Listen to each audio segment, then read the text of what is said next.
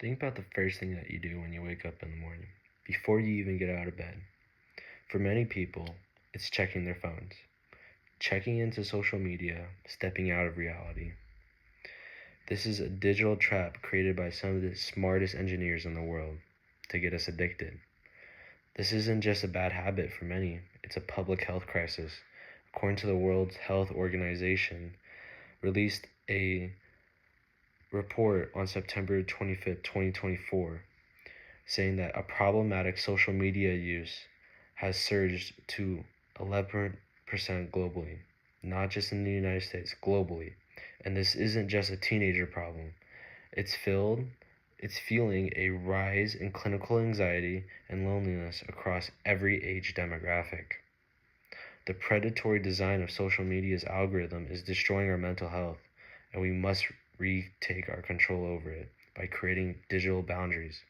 Today I'll walk you through the psychological damage of digital media addiction, the algorithms engineering behind it, and finally the practical solution that we must do to fight back. So let's start with the damages that these platforms are doing to our brains. The primary issue is that these apps are no longer tools, they are addictive systems in our everyday life. A study done by American Journal of Law and Medicine, published on April 15th of 2024, found that TikTok's algorithm pushes harmful content to vulnerable individuals in the first minutes of them joining that platform. Think about that. Within minutes of you joining a social media platform such as TikTok, your brain is already getting fed large amounts of information that are making you vulnerable for them to gather more data on you. And it creates this echo chamber of your own worst thoughts. Furthermore, the Journal of Computer and Mediated Communication, published on January 8th of 2024, reported that mindless scrolling is leading to a daily feeling of inadequacy. We've all been there, sitting on the couch for 2 hours, 3 hours, maybe even 4 hours. Some it might just be 1 hour, but looking through someone else's highlight reels on Instagram, reels in general through Instagram or TikTok. We find it to be addicting. Behind the scenes, we aren't just looking at the photos, we're subconsciously telling ourselves we aren't enough. Research done from psychology research and behavior management released a journal on September 20th of 2024 proves that the cognitive overload from our phones is causing massive spikes in burnouts.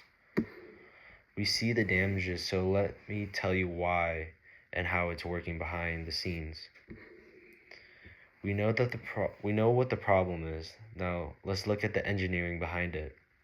The cause of the problem is attention economy. If you aren't playing the product, you are the product. Simple as that. A review of PubMed Central released on January 8th of 2025 explains that AI algorithms are engineered to get us addicted, with triggers of dopamine releasing into our brain similar to that of substance addiction, like cocaine, heroin, all of the above. This is a red notification, and every new follow is a hit of dopamine. The companies know that if you keep chasing that hit, then you're going to keep being on the app longer than what you intended to be on. Thus, they show you more ads. Thus, they make more revenue and profits off of us. The International Journal of Frontiers is a Medicine released a statement noting that doom scrolling is a behavioral addiction maintained by algorithms that prioritize outrage over information. Research from Taylor and Francis, released on January 10th of 2026, contributes to this, saying that infinite scrolls format is weakening our long-term attention spans. Notice how hard it is to sit through a 2-hour movie now or read a book for 20 minutes.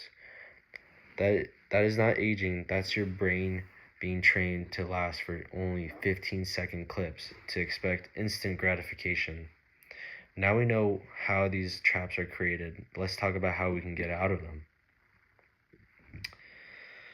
From engineering to actions, here's how we can fix it. We need to mix our lifestyle changes and our digital hygiene. According to the American Academy of Pediatrics, noting that simple tricks like grayscale mode and app timers are significantly reducing anxiety in just over 2 weeks. What that means is that simply putting a timer of how many hours or how many minutes you can be on a social media app has significantly decreased people's anxieties. For many people who have iPhone, they have screen time, and as well for Android users, you are able to download screen time, and screen time will completely shut off your phone. There's even new apps and new products coming out, such as Brick, that you purchase these big old blocks that negate app usage, and all you have to do is simply download an app, and they will completely shut down your phone, as well as other forms of dopamine hitters that unlock your social media, forcing you to work out in a sense where they will use AI through your camera and they will track what you are doing. For instance, if you're doing push-ups, then it will track you to see if you're doing a push-up. And these are all very important. So why grayscale? Because these apps use bright, vibrant colors to grab your attention.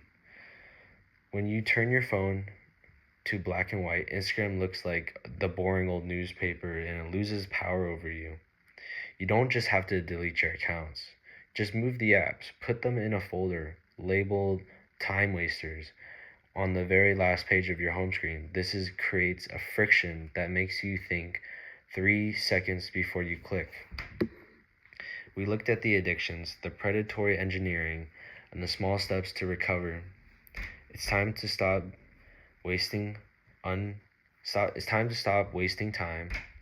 and start living life. Tomorrow morning, when you wake up, don't reach for your phone. Reclaim your first 30 minutes. Reclaim your attention. Reclaim your life.